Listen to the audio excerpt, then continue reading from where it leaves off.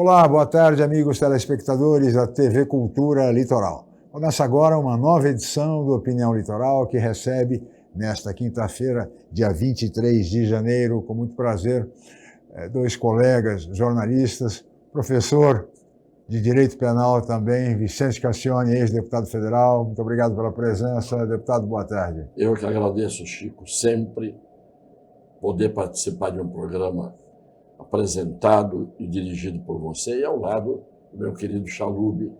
Então, estamos aqui. Muito bem. Também participa o colega jornalista, diretor da Faculdade de Comunicação da Universidade de Santa Cecília, durante muitos anos, colega diretor do Grupo Enfoque de Comunicação, Humberto Chalub. Boa tarde, Chalub. Muito obrigado pela presença. Olá, boa tarde, Chico. Boa tarde, nosso ex-deputado, sempre deputado Vicente Cassione. É um prazer, mais uma vez, estar aqui. Muito bem. E vamos ao programa. E logo de cara eu queria chamar o primeiro VT da edição de hoje, que trata exatamente das medidas já adotadas e anunciadas pelo novo presidente dos Estados Unidos, Donald Trump. Vamos ver, por favor. Donald Trump continua a todo vapor em seu início de mandato na Casa Branca, preenchendo o noticiário como uma metralhadora giratória. Em sua rede social, ele ameaçou o presidente russo Vladimir Putin de agravar as sanções comerciais caso não termine logo o que chamou de guerra ridícula com a Ucrânia. Mas não disse como isso seria, uma vez que o comércio entre os dois países hoje é igual a zero. E deu prazo de 100 dias para o enviado especial da Casa Branca, Keith Kellogg, chegar a um acordo de cessar-fogo. O presidente reagiu um dia depois à bispa anglicana que pediu misericórdia para as pessoas LGBTQIA+, e os imigrantes ilegais. Também pela rede social postou: ela é chata e deveria pedir desculpas. Confirmou a ameaça de elevar tarifas de importação para a China e a Europa. Anunciou um investimento de 500 bilhões de dólares pela iniciativa privada em inteligência artificial. Disse que topa que milionários de tecnologia como Larry Ellison e Elon Musk comprem o TikTok para evitar seu fechamento. Determinou que os passaportes norte-americanos, a partir de hoje, só tenham os gêneros homem e mulher, fiéis aos registros de nascimento. Anulou também todos os programas federais de incentivo à equidade racial ou de gênero. Mas nem todo vento sopra a seu favor.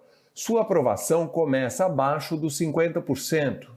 E a maioria da população se disse contra o perdão para todos os vândalos que invadiram o Capitólio em 6 de janeiro de 2021. Thank you. E grupos neonazistas comemoraram a saudação de Elon Musk durante a posse, enquanto judeus condenaram a atitude, minando o apoio de Trump nesse público. Muito bem, aí está um resumo, uma síntese dos primeiros dias, deputado Cassione, do presidente Donald Trump. Sem falar a questão dos imigrantes, que também traz muita preocupação, inclusive para 2 milhões de brasileiros que vivem nos Estados Unidos. É realmente um início de governo realmente muito polêmico, suscitando muita celeuma em todo o mundo, não apenas nos Estados Unidos. Olha, eu acho, e o achar é sempre uma hipótese, né? Eu acho que essas ações do Trump são de primeira semana. Ele não vai, evidentemente, pela lógica e pelo bom senso, que a gente imagina que ele deva ter, pelo menos até emprestada daqueles que o circundam, ele não vai ter esse ímpeto e esta forma de agir o tempo todo. Porque toda ação, evidentemente, gera uma reação. Então, quando você toma várias atitudes que são muitas vezes de confronto, você não sabe como é que o confrontante reagirá. Eu estranho, por exemplo, a notícia sobre esse ultimátum que ele deu ao Putin, Chico, porque ainda ontem houve notícias internacionais dizendo que ele e o Putin trocaram love letters, cartas de amor. que eu acho que, no fundo, é a verdade. Isto é, eles podem estar, a essa altura, parecendo que estão em campos opostos, mas não haveria nenhum interesse, nenhum, por parte do Putin, do Trump, de colocar o Putin nas cordas, no ringue, se o problema dele é a China. Para que ele vai... Você veja que, com relação à China, ele até agora não tomou nenhuma atitude. E o Putin e ele sempre se deram, entre aspas, bem, de tal forma que, nesse aspecto, eu não tenho certeza se ele teria dado esse ultimátum de forma para valer. Seria um bravata? Seria um balão de ensaio? Eu acho. Essa... Eu acho. Você disse a palavra certa.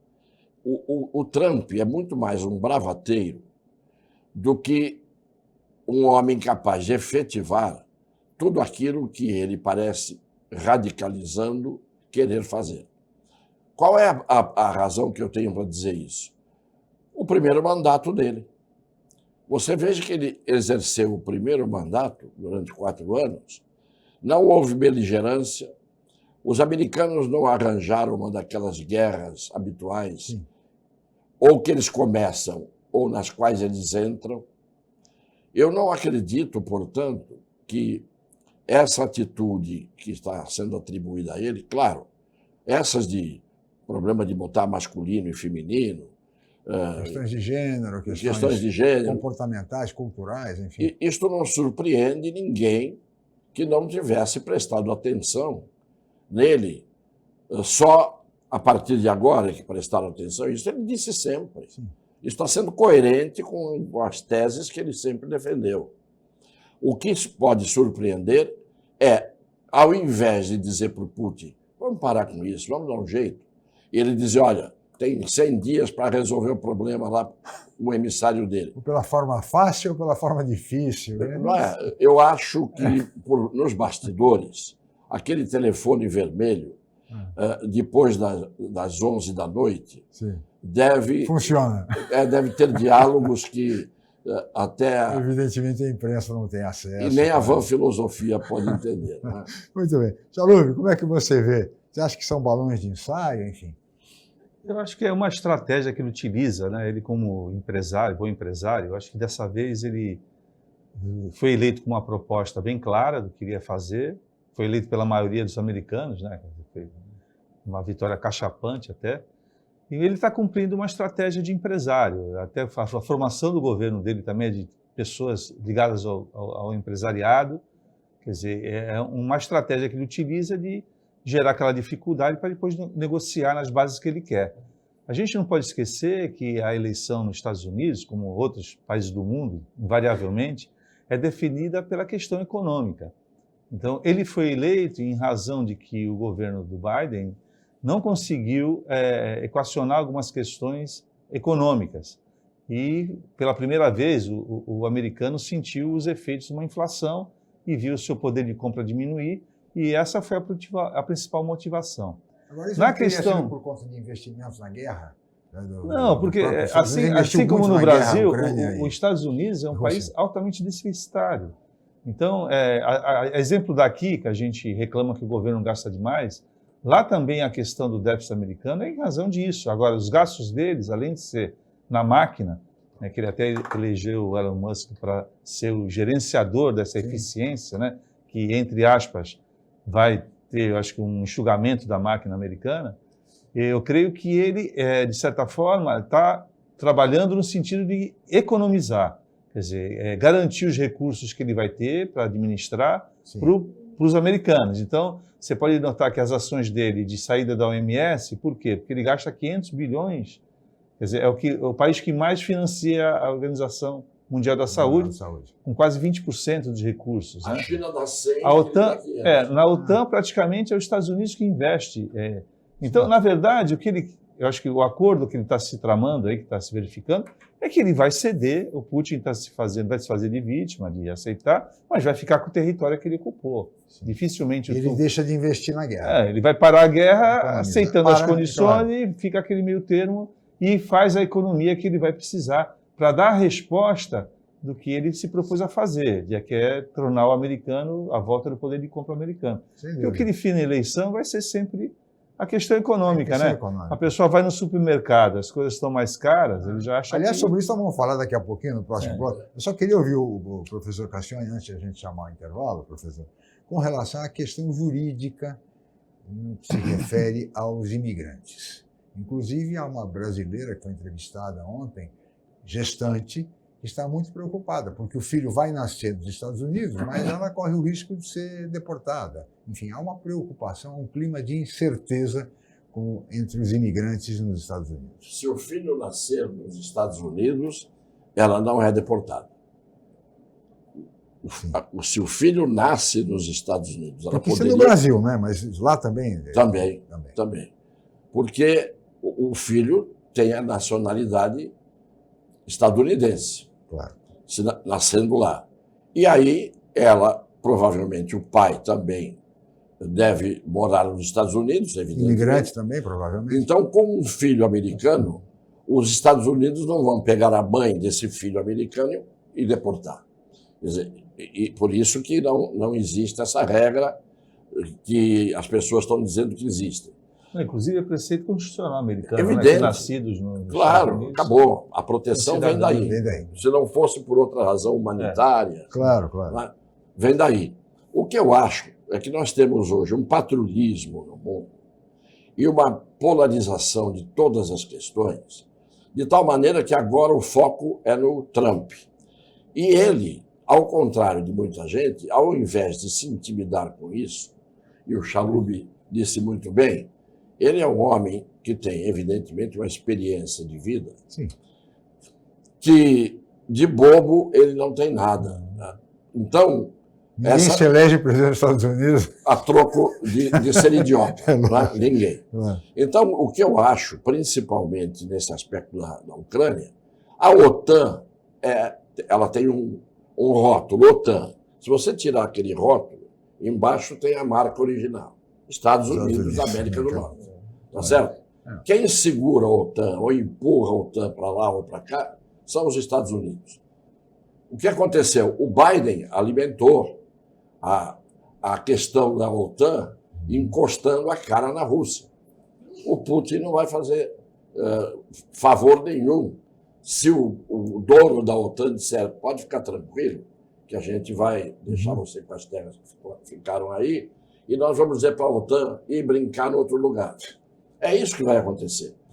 É o que eu digo, nós não estamos num momento de conflagração prevista por ele. Ele é um pacifista.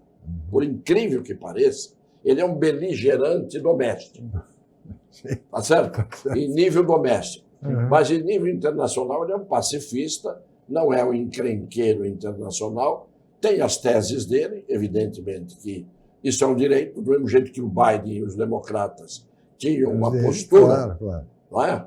Mais à esquerda, ele tem uma postura mais à direita. Então, que ele esteja rezando na cartilha e que ele aprendeu... Tá certo. Mas não está rezando na cartilha daquela bispa, né, americana da igreja. Claro que não. Como ele acabou de dizer. Ela que não perca tempo. Muito bem. Professor Cassione, Chalub, peço a licença de ambos, vamos para o intervalo, voltaremos em seguida com a opinião.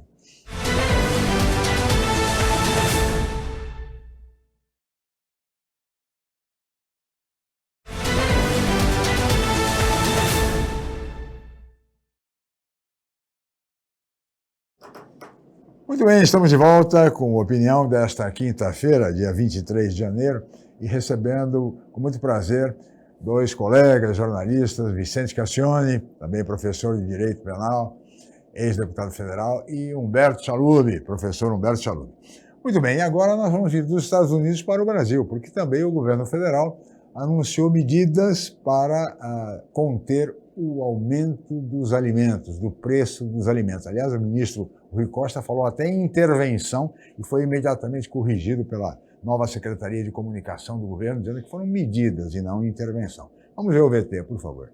A declaração de Rui Costa foi dada no programa Bom Dia Ministro. Nós vamos fazer algumas reuniões com o ministro da Agricultura, com o ministro do Desenvolvimento Rural, que pega as pequenas propriedades, o MDA, e o Ministério da Fazenda, para a gente buscar um conjunto de intervenções que sinalizem para um barateamento dos alimentos. E disse que o presidente Lula já recebeu sugestões. A rede de supermercados sugeriu algumas medidas e nós vamos implementá-las agora nesse primeiro bimestre. Na nota em que tratou do tema, a Casa Civil substituiu a palavra intervenções por medidas, termo mais leve. A preocupação faz sentido. A insatisfação aqui é grande. Aí o sapato aperta, tem que sair procurando um pouco mais em conta num local, um pouco mais em conta em outro. Tá cada vez mais difícil encher o carrinho? Sim, cada vez mais, né? Então, não sei aonde não tem a inflação, né? Compra às vezes 2, 3 lugares, entendeu? O comportamento do grupo Alimentação e Bebidas tem sido errático. Depois de atingir 2 dígitos em 2022, subiu pouco mais de 1% em 2023 e voltou a ser vilão no ano passado. Para piorar, os maiores aumentos em 2024 se concentraram em alguns itens da cesta básica, como as carnes, com destaque para o acém, um dos cortes mais populares, e o frango em pedaços. O café moído, que juntamente com o leite longa-vida fazem parte da primeira refeição do dia. O arroz, as frutas que dão cor à mesa. O preço do abacate ficou indigesto. Muito bem, é a cesta básica, Chalubi. O cidadão vai lá no supermercado e paga, como vi outro dia no supermercado, R$ 46,00 o quilo do acém. É isso. Mas isso é um contexto, né, Chico? Eu acho que assim, existe um desequilíbrio, além do desequilíbrio fiscal do governo, né, que dá insegurança, né, a gente tem também uma certa desordem aí na parte de controle da economia. Então isso tem gerado essa insatisfação da população de maneira geral, porque quem vai no supermercado sente na pele, né? Então não vai ter propaganda no mundo que vai convencer aquela pessoa de que a coisa está boa, né? Então eu acho que assim há um equívoco por parte do governo, né? E é difícil também. Acho que o que mais pega hoje são as contradições. Se você defende uma austeridade, você tem que ser uma pessoa também que pratica austeridade. Não dá para você falar, olha, vamos economizar, vamos passar por um momento de dificuldade, ou vamos elevar os impostos para que a gente possa retribuir à população a qualidade de vida que ela merece, e fazendo também umas despesas estapafúrdias. A gente vê aumentos de gastos em várias áreas, né? Aumentos de salários com esses gatilhos e esses penduricalhos. Então, que nem agora, ontem foi dada a notícia que os ministros do TCU, na verdade, tiveram salários de quase R$600 mil. Tudo bem, uma função digna, uma função respeitada, uma função, mas, poxa, acho que nem o jogador de futebol hoje está ganhando isso mais. Então, a gente tem que também pensar que acho que essas contradições é que estão, de certa forma, minando, né, a imagem do atual governo. Né? Quer dizer, um governo que colocou 38 ministérios, quase 40 ministérios. Né? Eu acho que, assim, é uma questão também que vai ser difícil, porque se você não tiver realmente uma firmeza de propósito de colaborar para que realmente haja um equilíbrio fiscal, a gente vai continuar assim e vai ser depois entra processo eleitoral. Aliás, e a coisa tende a ficar... Chalubi, professor Cassiano, o próprio presidente Lula, na última reunião ministerial, ele disse: 2026 já começou. Ele disse. E o novo ministro, secretário de comunicação da presidência, o marqueteiro Sidônio Palmeira, que substituiu o ex-ministro Paulo Pimenta, já disse: o presidente Lula agora vai começar a viajar muito pelo país e a conceder entrevistas, ou seja, é campanha, já está em campanha 2 anos antes da eleição, entendendo que por meio da comunicação, e aí eu coloco a questão para vocês que são comunicadores também, são colegas jornalistas, como é que vocês veem? A comunicação vai resolver o problema, Cassiano? A comunicação, o Chacrinha dizia sempre, né? Quem não se comunica se trumbica, lembra-se? Pois bem, esse governo, o Chalubi, eu acho que foi suave ao dizer que esse governo tem contradições. A contradição, já num governo, já não é admissível. Porque contradição no governo seria mais ou menos do que um está cantando o hino nacional, ao mesmo tempo o outro canta o hino à bandeira, o outro canta o hino da independência. Isto é, você não vai nunca ter uma coisa, uma orquestra afinada, todo mundo tocando pela mesma partitura, Claro. a mesma música. O que eu acho? Não é contradição, na minha opinião. Esse governo está trôpego e tropeçando nas próprias pernas, trançando as pernas. A verdade é que só não está um efeito pior ainda, porque existe assim um guarda-chuva protetor do Supremo Tribunal Federal hoje, que é o poder regulador de tudo que acontece no Brasil, principalmente na política. Quem decide hoje o que vai acontecer no dia seguinte, se quiser decidir, é o senhor Alexandre de Moraes. A gente sabe disso, é um homem plenipotenciário hoje. Então, o governo, os ministros, cada um fala uma língua. A gente está discutindo agora se a palavra é medida ou intervenção. Intervenção é ingerência. Intervenção é, inclusive, exercício de autoridade para resolver um problema. Sim. É só olhar no léxico, no dicionário, e a gente vai ver o sentido. O Rui Costa usou a palavra correta, é intervenção, sim. Porque ou o governo fica fora e deixa, a gente já viu esse filme no Brasil quantas vezes, tá certo? Só E o falta governo querer ressuscitar a tsunami agora. a tsunami, é o que está faltando. Daqui a pouco vem Tabela da congelamento tsunami. de preços, daqui a pouco vem. Depois vem os fiscais do Sarney e assim por diante. O que eu acho é que o Lula não está lúcido. Porque o Lula, em 2003, tinha um mínimo de lucidez e tinha uma equipe que tinha um mínimo de coesão. Hoje, além de as medidas do governo serem medidas estapafúrdias, veja que parece que o TCU ontem já impediu a liberação do dinheiro do pé de meia. Sim. Você perceba que, na hora em que eu vou fazer uma medida que tem um alcance que teria o pé de meia, que está nascendo morto, eu vou ao TCU e digo, olha aqui, como é que vocês veem isso aqui? O mínimo que você faz é passar pelo fiscal para que ele diga se aquilo que você está fazendo passaria na fiscalização depois que você fizer.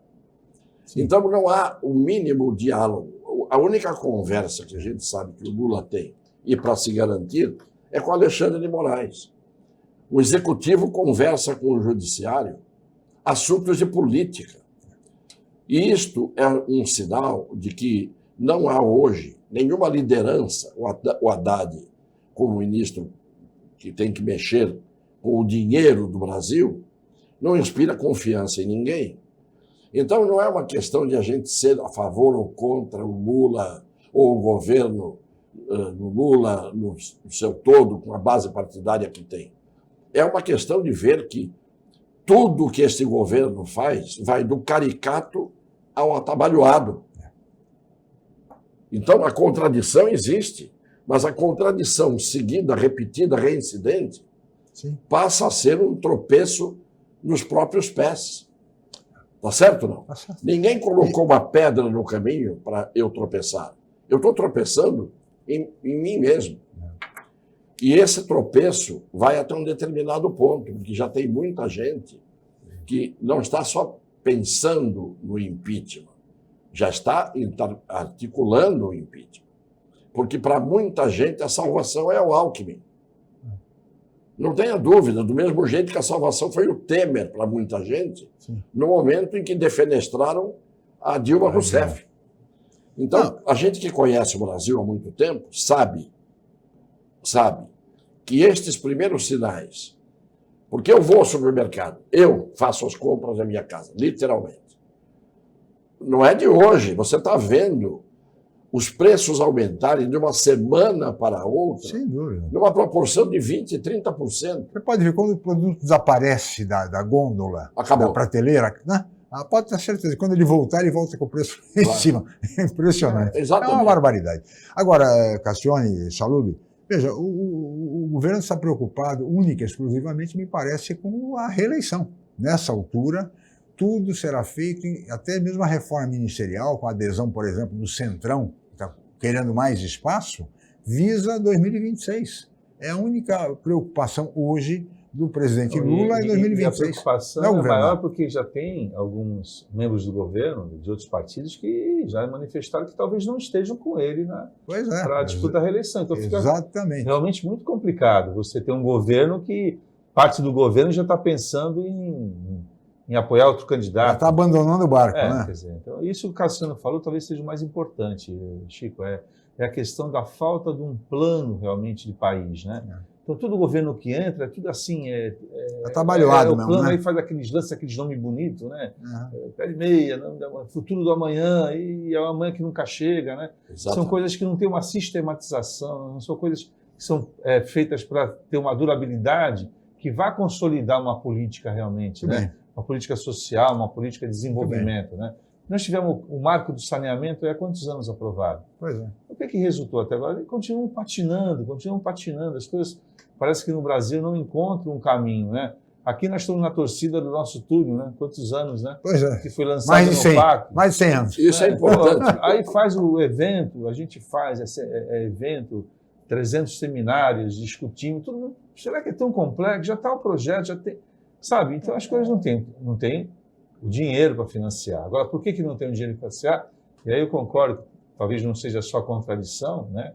Muitas dessas questões também vão dar má fé dos nossos políticos, claro. E aí não é só o governo, é o Congresso Nacional também, que de certa forma aprova essas medidas, né? Que nem foi a questão do arcabouço fiscal, que nem foi aquele primeiro recurso que foi dado logo que ele iniciou o governo, né? Mais de 100 bilhões de reais para poder gastar do jeito que quer.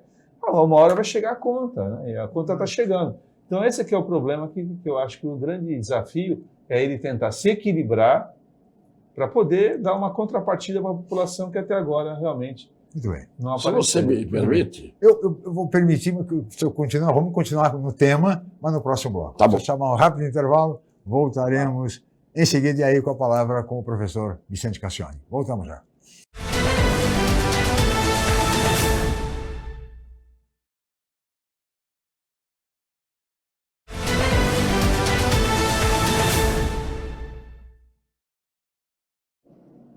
Muito bem, estamos de volta com Opinião e que recebe hoje dois colegas jornalistas, Vicente Cassione, que também é professor de Direito Penal, ex-deputado federal, e Humberto Chalub, que é diretor do Grupo Enfoque de Comunicação. Cassione, a palavra está com você. No bloco anterior eu tive que interrompê-lo para chamar o intervalo. Era um pequeno complemento que eu queria fazer à minha ideia, no sentido de que o Centrão, por exemplo, ele não é algo que exista como apenas uma realidade fisiológica da política.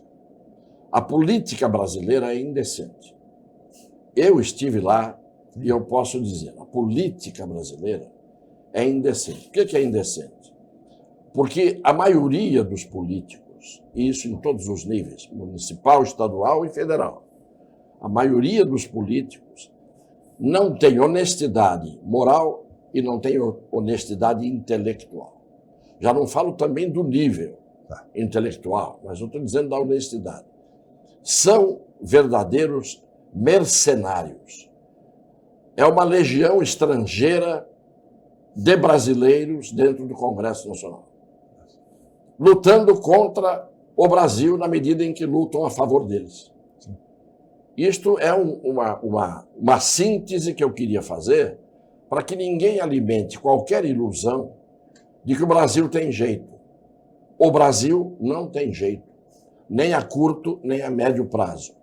E quando um país não tem jeito, nem a curto, nem a médio prazo, o que você acaba tendo, quem ensina isso não sou eu aprendi isso com a história, até por acaso fui professor de história, e sou um estudioso da história, porque eu sou um estudioso da futurologia. A história é a futurologia. Ela é que diz o que vai acontecer amanhã. Sim. Por tudo aquilo que ela já mostrou que aconteceu atrás. Ela é repetitiva. A história se repete. É conflagração. Vem um determinado momento em que a coisa explode. Eu não quero ser apocalíptico, nem quero ser pessimista. Eu sou realista. O apocalipse, quando ele existe, não existiu ou vai existir por força de pessoas que pensaram negativamente. Ele vai existir porque é um fenômeno que vai existir. E do mesmo jeito, o pessimismo, muitas vezes, eu chamo de realismo, porque o otimismo, quando tudo mostra que a situação está péssima e, portanto, levaria ao pessimismo, na verdade o que você tem é o idiotimista. O idiotimista é aquele que é otimista, mas é idiota. Entendeu? E em razão da idiotice ele é otimista. Em causa própria pode ser que muita gente seja otimista. Tem razão para ter esse otimismo. Como eu digo, os políticos, a grande maioria dos políticos. Quando eu digo políticos, são aqueles que exercem cargos e mandatos. Cargos e mandatos. Isso inclui o Supremo Tribunal Federal, que é hoje um tribunal político e não é um tribunal constitucional, como deveria ser, como é em Portugal, por exemplo, e em vários países do mundo. É um tribunal de controle político. E controle político contrariando a Constituição. E eu termino dizendo, um exemplo de que a diferença entre o Brasil, por exemplo, e os Estados Unidos é flagrante, foi aquela cena em que o Trump está de pé, fazendo o discurso de posse, dizendo tudo o que tinha que dizer, e o Biden e a Câmara Harris, sentados ouvindo respeitosamente. O dia que nós chegássemos no Brasil a isso, o meu pessimismo acabaria. E o apocalipse não estaria no horizonte. Essa cena realmente que o senhor se referiu é uma cena realmente impressionante, emblemática. Civilizado. Se mantiveram quietos, a plateia toda aplaudindo. De certa e forma, eles... também foi um tapa de luva de pelica no próprio Trump, né? Claro. Ele não passou o cargo para o Biden, né? Exatamente. Então, acho que ali foi também lá, foi uma... dignamente, foi uma atitude realmente muito digna, significativo. Muito significativo, muito... Respeito à democracia, né? E respeito à democracia. E exemplar à liberdade de expressão também. Sim, e exemplar. É verdade. Aí que eu digo, os atos exemplares, quando são de bom exemplo, geram frutos. Sim. Não adianta o Lula dizer que vai colher no segundo período de mandato, na segunda metade do mandato, vai colher coisas boas se ele não semeou absolutamente nada. Quem semeia vento pode tempestade. Não é à toa que pesquisa recente até do Instituto Datafolha mostra que a população brasileira diz que a economia vai mal. Essa é a visão, porque a visão é exatamente do custo de vida, da carestia. Ou seja, a visão não é a visão técnica, né, das explicações assim, muito sofisticadas dos nossos economistas a respeito, justificando o aumento de preços. Ora é mudança climática, ora é o dólar, a disparada do dólar, o dólar cai um pouquinho agora, mas enfim, são essas explicações técnicas. Para o cidadão é o custo de vida, é o preço no açougue, na padaria, no supermercado. Essa é a visão clara de inflação. É por isso que a população diz na pesquisa que a economia vai mal. Não é, Chalup? É, porque o país está na mão de agiota, né? Quando você paga juros de 15%, 16% ao ano, a pessoa vai produzir o que vai investir em produtividade com totalmente essa insegurança que nós temos, jurídica, inclusive. O cara vai pegar o dinheiro e vai deixar parado lá, ganhando os seus 15%, 20%, 15%, 16% ao ano, e rendendo um dinheiro. Para quem tem muito dinheiro, o cara vai viver disso, né? Vive disso. Então, você está invertendo o que deveria ser. Né? É verdade. Agora, por que isso? Porque o governo precisa rolar a dívida dele. Ele precisa estar todo dia atrás de agiota para pegar dinheiro para pagar o que ele gasta demais. Então, na medida que você faz um planejamento realmente, que você vai fazer, olha, nós vamos começar a fazer um equacionamento fiscal, mesmo que seja de começar agora para terminar em outros governos, mas nós vamos readequar o país para ganhar capacidade de investimento. Aí você pode ter uma capacidade de investimento, de melhorar um salário da educação, de poder fazer coisas, né, de infraestrutura, que você não tem hoje. Hoje você fica todo dia pegando dinheiro para pagar essas muitas coisas que você não sabe direito o que é. Na verdade, agora inventaram também essas emendas parlamentares, que você também não sabe direito para onde vai o dinheiro, as demandas de comissões, porque até do deputado você consegue rastrear um pouco, né? Agora, não sabe, você pega dinheiro que é do orçamento, poderia estar sendo investido em coisas que poderiam melhorar a vida das pessoas, não é verdade? Muitas vezes para financiar show, eventos. e- Sabe, nessa época de temporada, é uma festa, né? Exatamente. Não existia isso. As emendas que existiam antigamente, para você ter uma ideia, cada parlamentar, no meu tempo, tinha direito a 1,5 milhão de emendas que eram impositivas, mas, apesar de serem impositivas, o governo pagava se quisesse, às vezes atrasava 2 anos, que eram emendas que você obrigatoriamente tinha que apresentar o destinatário, e o destinatário, para receber o dinheiro da emenda, porque claro que não passava na mão do deputado, para receber o dinheiro da emenda, ele tinha que apresentar um projeto. Por exemplo, aqui em Santos, a PAI, eu destinei uma parte da emenda, era 1,5 milhão só, uma parte da emenda para a PAI. O que a PAI de São Vicente fez? Apresentou um projeto de construção da sede da PAI, com todos os equipamentos, o que tinha e tal. É só ir em São Vicente que você veja. Foi aprovado a sede da PAI na altura, com um prédio que foi feito, um espetáculo. Então, destinado basicamente à saúde, né? Naquela época. Né? O dinheiro era. A regra das minhas emendas era Santa Casa, Beneficência, Estivadores, São José de São Vicente, Hospital Modelo de Cubatão. Saúde. E um pingadinho daqui e de lá. Hoje não, hoje eles arrombaram o cofre, cada um passa a mão naquilo que puder arrebanhar com as próprias mãos. Pode até show, deputado. Fazer show de fim de semana. Sim, é demais, né? E shows caríssimos, né? E de qualidade duvidosíssima, para não dizer.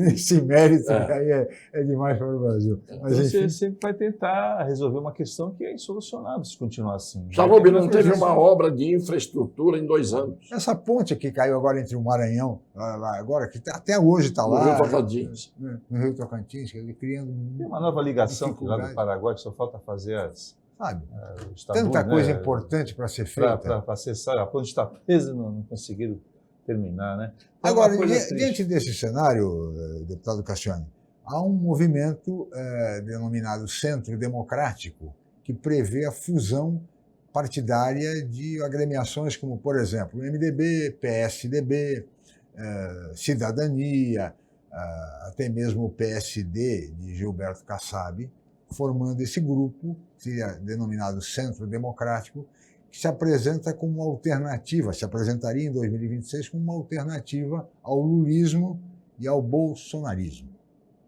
O senhor acha que isso é viável? É viável pensar nisso, numa possibilidade como essa desse Centro Democrático? A ideia que eles estão tendo é fácil de ser explicada. Havia, antigamente, fechavam as casas de tolerância, as chamadas casas de tolerância, onde se praticava o lenocínio. Né? Então, as casas de tolerância eram rivais entre elas. O que eles estão fazendo hoje? É mais ou menos isso. Essa rivalidade faz com que as cafetinas se unam todas para dizer, olha, vamos fazer uma coesão aqui das nossas atividades. Uma fusão, né? Porque ficamos mais fortes para poder enfrentar os fechadores das casas de tolerância. É isto. Porque se é para fazer um tipo de aliança como esta, quem é que eles vão trazer o Andor?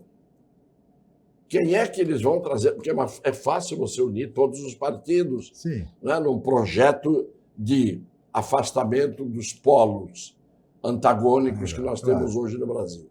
Ninguém desfaz mais essa polarização.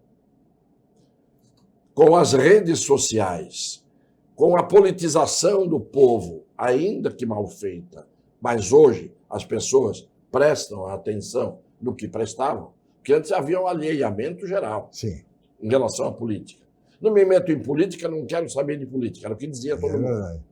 Com isso era muito bom para aqueles que se metiam e que queriam saber de política. Pois bem, hoje, com a situação atual, você tem que ter pessoas que tenham liderança para que todo mundo diga, olha, a nossa salvação é unir tudo aqui, a raia miúda, Sim. mas vamos colocar aqui no Andor um santo de verdade. Quando, na verdade, o Brasil não tem isso. Porque se você procurar hoje onde é que estão as lideranças no Brasil, não existem. Porque, de repente, aparece assim um busca-pé chamado Pablo Marçal e vira liderança nacional. Mas eu acho que é uma visão também equivocada que faz do Paulo Marçal, porque ele também chegou no teto dele lá daqueles percentual que não vai sair daquilo. 1,5 milhão de votos em São Paulo. A eleição de São Paulo já foi um exemplo disso, né? Apesar que em São Paulo... Em São Paulo ele tirou o time, porque aquilo que ele fez foi proposital. Ele não queria ser eleito prefeito de São Paulo. Quer ser eleito agora, né? Bom, senhores, eu vou pedir a licença de ambos, nós vamos para mais um rápido intervalo e voltaremos em seguida para o último bloco da opinião.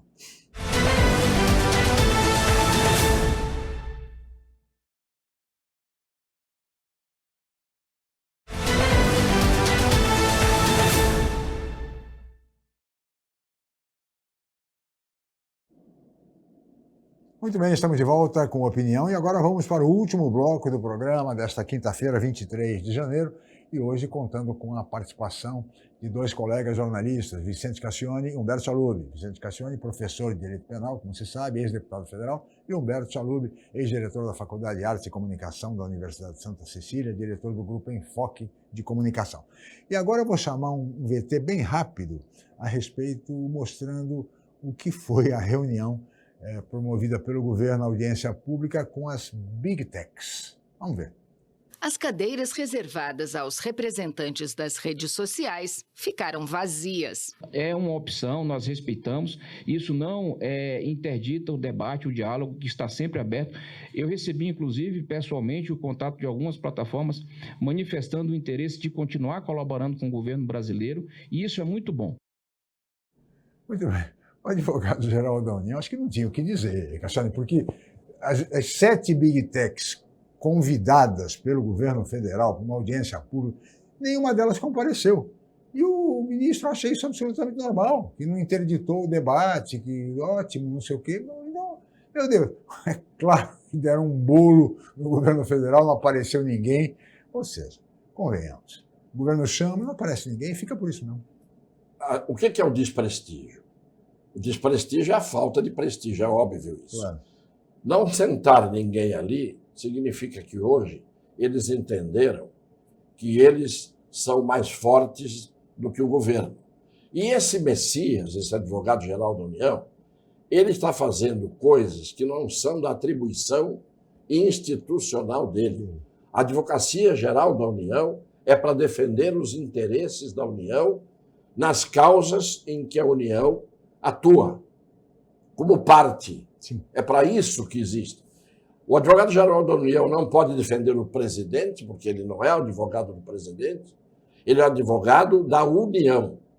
E este parlapatão, esse Messias, anda aparecendo em todo lugar como se ele fosse o advogado do Brasil, do presidente do Brasil, do governo. E não é nada disso que ele é. Ele tem que calar a boca e fazer o trabalho que ele tem que fazer. Porque a Advocacia Geral da União é útil. Ela defende os interesses da União em todas as causas, inclusive em todos os litígios. É para isso que existe a Advocacia Geral da União. Não é para ele presidir reunião de Big Techs. Isso não tem nada a ver com ele. No mínimo, teria que estar ali o ministro das Comunicações. Sim, claro. Porque a comunicação social envolve desde a mídia tradicional, né, vamos chamar assim, para dizer o melhor, até os meios de comunicação informais, que na verdade são os verdadeiros meios de comunicação.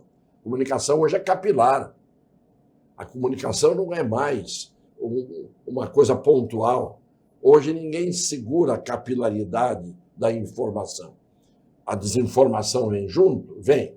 Quem corrige a desinformação? Aqueles que estão sabendo do que é real, do que é verdadeiro.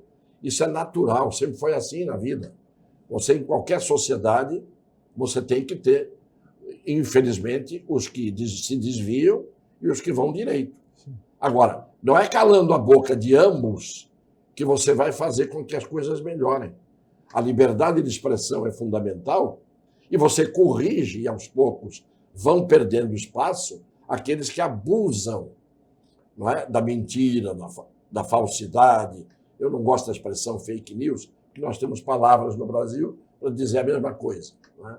Claro. Então, eu acho que esse advogado-geral da União está dançando fora do lugar. O fato, Cassione, saúde, é que as Big Techs ignoraram esse convite do governo e ele ficou se justificando para tentar dizer que o debate continua. Não, ainda mais porque você tem uma ligação também com a questão da posse do Trump, né? Estavam todos presentes lá. E pelas leis americanas, se a empresa americana cometer algum tipo de crime fora do país, ela é penalizada também dentro do país, dentro dos Estados Unidos. Então, aqui também é assim. A empresa brasileira que fizer alguma coisa fora deveria ser punida também, aqui. Né? Só que aqui, em vez de ser punida, o governo devolve o dinheiro dos que roubaram, como no caso dos batistas e etc. Então, só para entrar nessa questão Não, eu sei. É que o que acontece é o seguinte, então, elas não podem, dentro do que foi colocado, inclusive com o decreto assinado pelo Trump, um daqueles tantos decretos que ele assinou, é um que proíbe qualquer interferência governamental nos meios de comunicação. Então, de certa forma, a gente sabe dos riscos que, às vezes, essas novas redes sociais podem trazer, principalmente as crianças, com a questão da pedofilia. Isso é indiscutível. Eu acho que isso é possível controlar esse tipo de crime, né? Terrorismo. Ninguém é contra isso. Agora, se você usar desse argumento, desse artifício de querer controlar o que a criança vai assistir e impor uma comissão da verdade que vai decidir se o que você falou é verdade ou é mentira, ou se você está correto na sua opinião, isso é completamente inadmissível, né? Só que tem uma coisa que ninguém lembra, porque a gente tem que ter memória, né? Memória histórica. Sim. Antes das redes sociais, a Unesco já tinha sentenciado que a criança mais precocemente erotizada do mundo era a criança brasileira. E eu pergunto, não havia redes sociais. Como é que houve essa erotização precoce que a gente teve no Brasil? Foi pela mídia tradicional. Foi pela televisão. Sim. Então, não venham com a história. Foram muitas banheiras do Gugu. Sim, e outras muitas coisas. Carnaval mesmo, né? A própria novela. Sim. Né? Sim. Aí, aparentemente inofensiva. O que eu quero dizer é o seguinte, que ao invés do governo tentar impondo, né, encontrar um mecanismo de controle, ele devia trabalhar especificamente para incrementar processos educativos. Exatamente. Então você tem que educar. Eu até nessa semana, no editorial que a gente fez lá no Block News, que o título é o seguinte, educar para a liberdade. Eu vi. Não é verdade? Então você tem que educar as pessoas para saberem que a liberdade impõe uma responsabilidade. Então, ao invés de dedicar todo esse esforço para controlar, porque o que aconteceu nos Estados Unidos, está ficando claro agora, é que o governo Biden interferiu diretamente no que era publicado nas redes sociais, da Meta, que é o Facebook, que é o Instagram, inclusive proibindo a publicação de temáticas lá que eram contrárias ao seu governo. Não é verdade? Então, quem é que pode se auto-intitular o dono da verdade e pode agir para decidir o que é verdade e o que é mentira? Né? E nesse contexto, eu acho que, viu, Chico, uma coisa que preocupa bastante, eu acho que o Cassione também tem essa preocupação, é que nós estamos vivendo uma época em que a imprensa brasileira, muitos jornalistas estão defendendo questões da censura. Acho que é correto a gente estar censurando. Isso é uma coisa completamente equivocada, não é verdade? E as pessoas, por terem se partidarizado, né, que eu acho que isso é um grande pecado que a imprensa está cometendo hoje, né, de ficar ou defender o partido A ou o partido B, né, insanamente, que a gente vê algumas posições de colegas nossos, né, na defesa, assim, quanto mais de alguns processos. Não são colegas nossos. Então, eu acho assim que nós temos que refletir sobre isso, né, e eu acho que o papel da imprensa é a importância, porque ela pode ser um instrumento de auxílio na pesquisa, no desenvolvimento de checagem de informação, não é verdade? e que não necessariamente você coibir ou proibir a pessoa ou tirar a pessoa do ar porque ela manifestou uma opinião. Chalub, você e o La Scala, e eu não estou falando isso porque eu estou aqui, eu falo isso em qualquer lugar onde estiverem pessoas a respeito de vocês. Vocês são jornalistas, viveram. Eu comecei em 1959, eu tinha 16 anos. Eu comecei no jornalismo atuante, até na revista Isto É, no expediente da revista, com os nomes maiores do jornalismo, estava lá o meu, né? Por equívoco, talvez, do Mino Carta, na altura, que me valorizou. Meu Deus, a gente sabe que só existe uma coisa simples. Jornalismo é informação comprometida com a verdade. Ponto. Hoje, o que nós temos? Está extinto o jornalismo. O jornalismo como um todo está extinto. Nós temos jornalistas. Alguns jornalistas que são jornalistas. Porque o que você tem de analfabeto, o que você tem de militante, o que você tem de gente que não sabe raciocinar, o que você tem de gente opinando como jornalista de uma forma torpe, fizeram com o jornalismo no Brasil o que fizeram, de certa maneira, com a minha advocacia.